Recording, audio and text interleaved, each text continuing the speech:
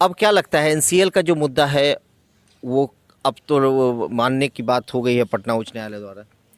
देखिए अगर ये जो बीएसएससी है, अगर वो रत्ती भर भी तर्क से चलता, तब इस मामले को लेकर के हाई कोर्ट का दरवाज़ा खटखटाने की ज़रूरत हम लोग को नहीं पड़ती।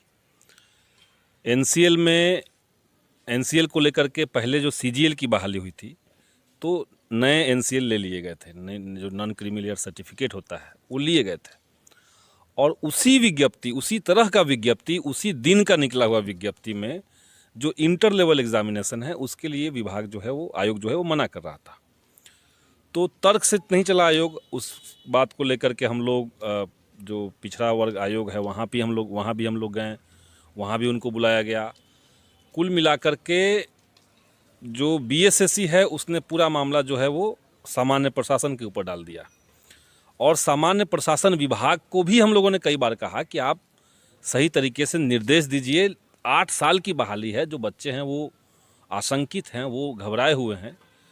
तो ये सब जब बातें नहीं हुई, क्लियर वहाँ से नहीं हुआ, सिर्फ टालते रहे ये लोग, उसके बाद हम लोग हाई कोर्ट का दरवाज़ा खटखटाए, और हाई कोर्ट में हमने बस यही तर्क दिया कि जब आज का एनसीएल सीजीएल की बहाली में बीएसएससी ने लिया है, तो इंटर लेवल में भी आज का एनसीएल एसएससी को लेना चाहिए। ये तर्क के साथ तो जो अंतरिम राहत हाई कोर्ट ने दिया है, अंतरिम राहत में कहा गया है कि बीएसएससी जो है वो कास्ट सर्टिफिकेट को लेकर के या एनसीएल को लेकर के 2014 से पहले के डॉक्यूमेंट की मांग करते हुए किसी का भी रिजल्ट रोक नहीं सकता है, किसी को भी खारिज नहीं कर सकता है। और इसके लिए स्पष्टीकरण भी मांगा गया। अंतरिम राहत छात्रों के पक्ष में है, और 11 तारीख को इस मामले में फिर से सुनवाई होनी है, और अंतरिम राहत से आगे बढ़ता है मामला। इसलिए जो छात्र अभी भी आशंकित हैं उनको मैं कहना चाहता हूं कि माननीय हाई कोर्ट का जो निर्णय है वो छात्रों के पक्ष में है।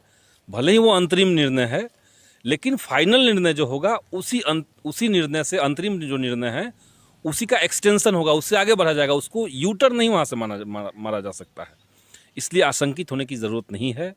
इस मामले में मैं लगातार सीएमओ जो है, चीफ मिनिस्टर कार्यालय, वहाँ से, अलग अलग विभागों से, सामान्य प्रशासन विभाग से, और खुद हाईकोर्ट में जो हमारी लॉयर हैं उन सब से हम लगातार संपर्क बना के रखे हुए हैं, और हम कोशिश करेंगे कि इतने लंबे समय तक इंतज़ार करने के बाद छात्रों को अंततः न्याय मिले, उनके साथ अन्याय ना हो, इसकी हम कोशिश पूरी कर रहे हैं।